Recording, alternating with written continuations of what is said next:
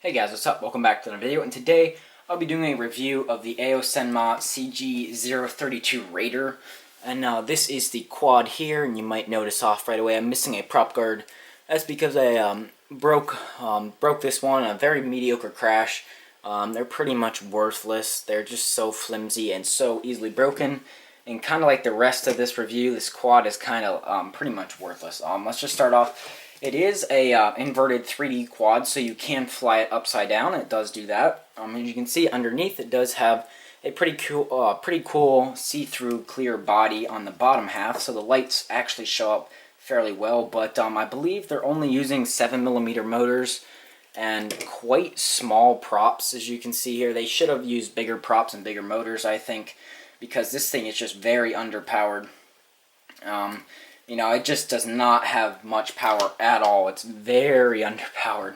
You can still fly it around and it still flies decently well, but just the power's just not there. And the prop guards, I tried taking them off, it didn't really help. Comes with a pretty nice box here, actually a pretty decent box. You get a 1S 300 milliamp hour 25C battery here, ending in the micro low-Z, or yeah, that connector there. You get a bag with some spare props there, as well as a prop removal tool, and you do get two optional thumb pads if you want to change from the sticks to the thumb pads, which is nice, but I prefer sticks even though I fly thumbs. You get a pretty standard USB charging cable. You know, they all come with something that looks like this, and you get an instruction manual. And the manual is actually kind of bad. Let's see, where was it? It says down here. I don't know if I can find it, but it said you need, for the minimum operating space, you need 8mm by 4mm, which is definitely a lot smaller than the actual quad itself, so how can you operate it if it's smaller than the space? I don't know, the manual's pretty bad, there's not much in it. Here's the remote. I didn't think it was that bad at first, but after flying it, you can tell it's really cheap. The sticks are just, they're smooth, but the springs are not tight enough, and it just does not feel good. Down here you have your rates. You have 20, 60, and 100%. So you just click those there, and the rates are actually fairly decent. They're not great, but you know, they're pretty good to fly aggressively with. And then down here you click that and you have your lights, and these buttons click, but they are fake. They don't do anything, although they do beep. Up here on your shoulder button, you click that and then give input in a direction, and it'll do a half flip in that direction, so it'll flip inverted. But you can also, you can throttle up and you'll do this, but if you turn it over and hold it, if you take your throttle back down, then back up again, you can fly from that. So if you crash upside down, you can take off. You don't have to flip, just like that. And then over here, it doesn't say anything about this in the manual. I thought it would probably be headless mode, and it does make the lights all flash and stuff, but it won't do anything. It just continues like normal flight, and the lights won't stop blinking until you replug in the battery, so I don't think that has any function, really. So kind of, you know, really weird quad. It's not very durable, you know, just no power, doesn't fly that good. The battery, while it doesn't have that much power, surprisingly it's fairly long flight times. It gets about 6.5 minutes off a 45-minute charge. However, you get LVC. I've been getting LVC almost 2 minutes into the flight and get a 4-minute LVC, so it's totally worthless to have an LVC that long because you don't know when it's coming down, and it's weak the whole time, so you can't tell. So really, I just don't recommend this one much. I'll do a little indoor flight here just to show you, but I don't think many people should even consider this one. So let's go to the flight.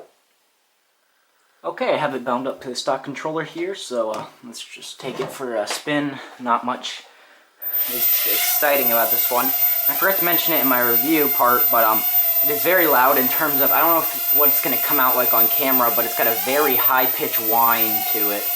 And if you can see the yaw drifting all over the place, that just constantly changes. If you trim it out, it just, like you can see now, it's not really doing it.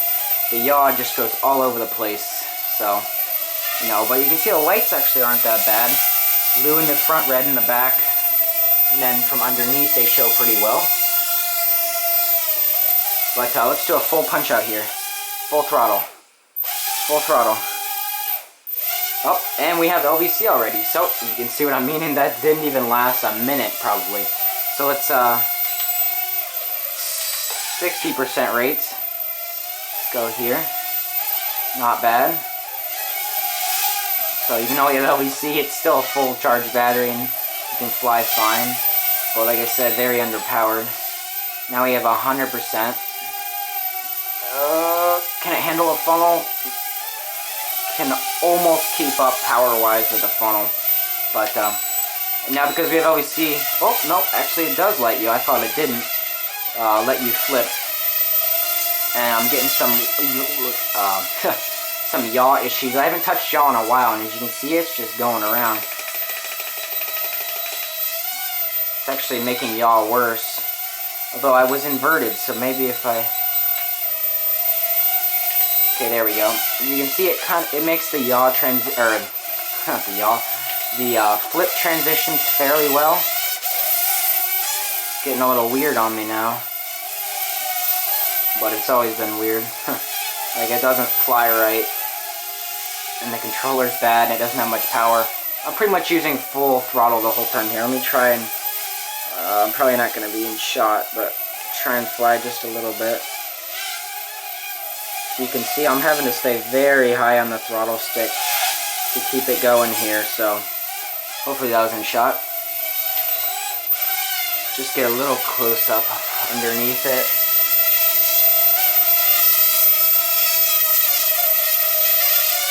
And say you do land upside down, you can take off. So, pretty much if whatever way, I'm trying to get it to do that. Unless you get it stuck in the floor, you can pretty much take off. So, you know, I think that was just about it with this quad. Not much to say. I've already said it. I don't like it. I don't really think anyone should buy it. But let's put it back down here. There we go, an inverted landing. But pretty much just the main things wrong with it. The transmitter, the sticks feel pretty bad. They're just so cheap. It just won't stay. The gyro, the accelerometer is all off. It won't hold. The yaw is the biggest axis. That's the problem there.